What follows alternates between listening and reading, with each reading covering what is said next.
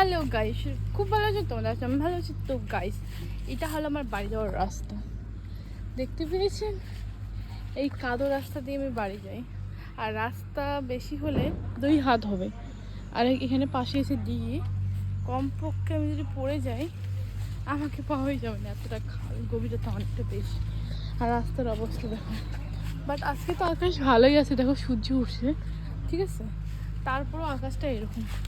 আর যেদিন বৃষ্টি হয় পুরো রাস্তাটা ডুবে যায়। এখানে সাপ, মানে অনেক কিছু পোকামাকড় আসার সম্ভাবনা। আর তোমরা তো বিশ্বাস করবেন যে এদিকেও কি বাড়ি থাকে? অবশ্যই আমাদের বাড়ি আছে।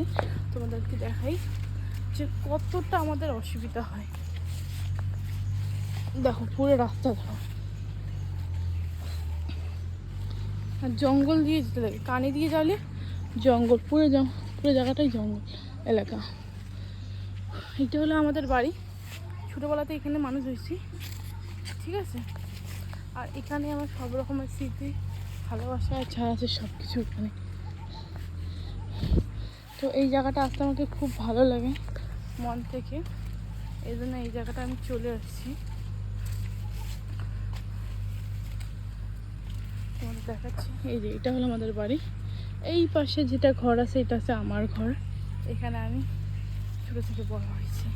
তাহলে রাস্তা তো দেখলে, পুরো রাস্তা 2 মিনিট আসতে লাগলো, পুরো রাস্তায় কাদো আর জঙ্গল। তাহলে তো বুঝতেই পারছো কতটা জঙ্গল এলাকায় আমরা থাকি, চারপাশে জঙ্গল। তো সরকার আমাদের পাকা করতে হয় না, এই টিনের ঘরেই জীবন শেষ। এইটা হলো আমাদের ঠাকুর ঘর, গঙ্গা ঠাকুর এখানে থাকে।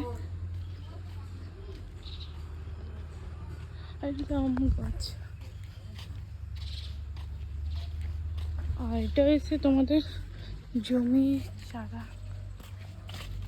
আর এটা হলো আমাদের জমি ভিউ।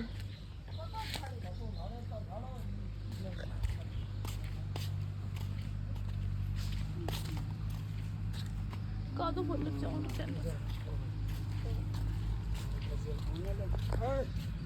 তো গাইস, এটা হলো আমাদের গ্রামের ভিউ। এখানকার ভিউর মতন কোথাও নেই শান্তি, জায়গাটা অনেক সুন্দর। আর তোমরা কারা কারা এখানে আসবেন আমাদের গ্রামে কমেন্ট করে জানাবেন। এটা হলো দিনহাটায় এই ভিউটা, দিনহাটাই ছাড়া এটা কোথাও পাবেন না। তো আমাদের গ্রামে আসুন, কলকাতা থেকে, মুম্বাই থেকে জায়গাটা ঘুরে যান, কত শান্তি ভাই। এই যে কিছুদিন আগে যে আমি চারাগুলো লাগাইছি, দেখো সবগুলো ভরতেছে, দেখতে পাচ্ছ?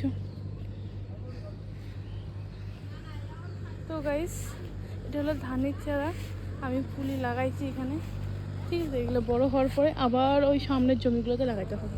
তো গাইস, ভিডিওটা কেমন লাগলো? যদি ভালো লাগে লাইক কমেন্ট শেয়ার করো। Bye bye.